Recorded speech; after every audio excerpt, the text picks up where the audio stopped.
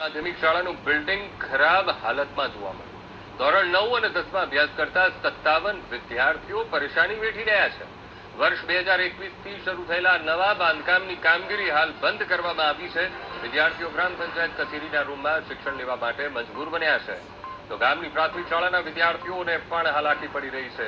300થી વધુ વિદ્યાર્થીઓ સામે પ્રાથમિક શાળામાં માત્ર ને માત્ર 4 રૂમ અવેલેબલ છે.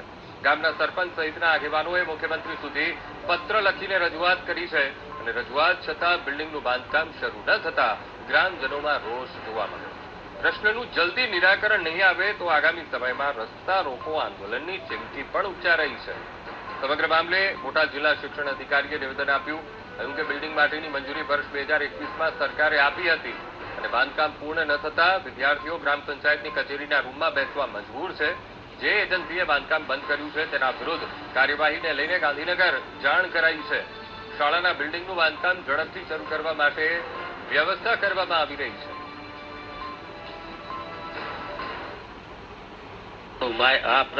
ગ્રામ પંચાયતમાં અભ્યાસ કરે છે ને માધ્યમિક શાળા 2021માં મંજૂરી આપેલ છે, પણ જે તે એજન્સી કામ કરતી નથી અને વારંવાર રજૂઆત સીએમ સુધી રજૂઆત કરવા છતાંય કોઈ એનું પરિણામ આવતું નથી.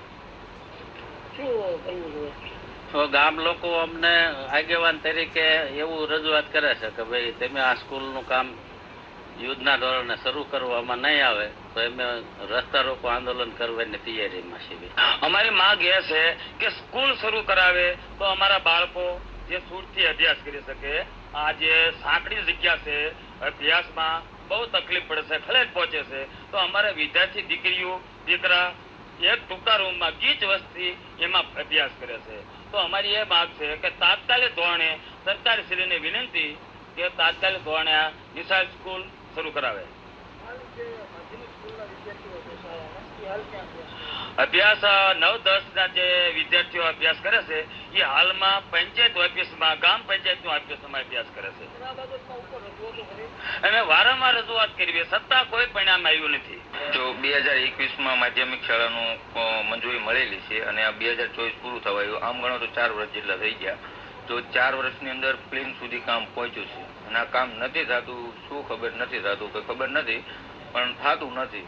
એટલે છોકરા અત્યારે હાલ પંચાયતમાં ભણે છે. પંચાયતના નાના નાના રૂમ છે, 20ની સંખ્યા ન સમાય એટલી જગ્યામાં છોકરા અત્યારે અભ્યાસ કરે છે. 8 થી 10 લોબીમાં 2, 8 થી 10 અંદર 2, એવી રીતની પરિસ્થિતિમાં ભણે છે. અને માધ્યમિક શાળામાં 1 થી 8 ધોરણ છે. 8 ધોરણના 8 રૂમ હોવા પડે, એની જગ્યાએ અત્યારે હાલના 4 રૂમ જ છે. ત્યાં પણ પ્લેન સુધી જ કામ પહોંચેલું છે અને એ કામ 3 મહિનાથી બંધ છે. ગ્રામ પંચાયતનું રૂમ છે. અમારે ભણવામાં ખૂબ તકલીફ પડે છે. બેસવા માટેની રૂમ નથી. એટલે અમારી માંગ એવી છે કે અમને તાત્કાલિક બિલ્ડિંગ ઊભી કરી દેવામાં આવે. 10મા ધોરણમાં અભ્યાસ કરો છો, બોર્ડની એક્ઝામ પણ આવી રહી છે, તો આ નાનકડો રૂમમાં તમારો અભ્યાસ શું કહેશો? અમને બહુ મુશ્કેલી પડે છે. બેસવા જગ્યા નથી સરખી મળતી, લખવા માટે તકલીફ પડે છે. બોર્ડની અંદર છે 9-10માં સરકારી માધ્યમિક શાળામાં ધોરણ 9 અને 10 બે વર્ગ ચાલે છે. કેટલા વિદ્યાર્થીઓ છે? કુલ 9-10ના 57 વિદ્યાર્થીઓ છે. હાલ જે વિદ્યાર્થીઓને અભ્યાસ કરવામાં આવી રહ્યો છે એ સ્થળ કેવું છે? આ જે શાળામાં અભ્યાસ કરવામાં આવ્યો છે એ સ્થળ રૂમ છે એ પંચાયતના રૂમ છે. પંચાયતના ઓફિસની અંદર હાલ વિદ્યાર્થીઓને અભ્યાસ કરવામાં આવી રહ્યો છે. શું કામ, કારણ શું? એમાં શાળાનું જે બિલ્ડિંગ છે એ બન્યું નથી. એ બિલ્ડિંગનું કામ છે 2021થી શરૂ છે, એટલે જે બન્યું નથી એના કારણે છે આ પંચાયતમાં વૈકલ્પિક વ્યવસ્થા કરવામાં આવી છે. વિદ્યાર્થીઓનો પણ કંઈક ને કંઈક તકલીફો પડતી હોય એવું પણ સામે આવ્યું છે. આ નાનકડા રૂમ છે ઓફિસના, એટલા માટે શું કહેશો? ખરેખર શું હોવું જોઈએ? એટલે બેસવા માટે ઘણી બધી તકલીફ પડે છે બાળકોને. રૂમ નાના હોવાના કારણે એના કારણે છે બાળકોને છે બેસવામાં ઘણી બધી તકલીફ પડે છે. બોડી ગામની અંદર સરકારી માધ્યમિક શાળા આવેલી છે, જ્યાં 9 અને 10 ચાલે છે.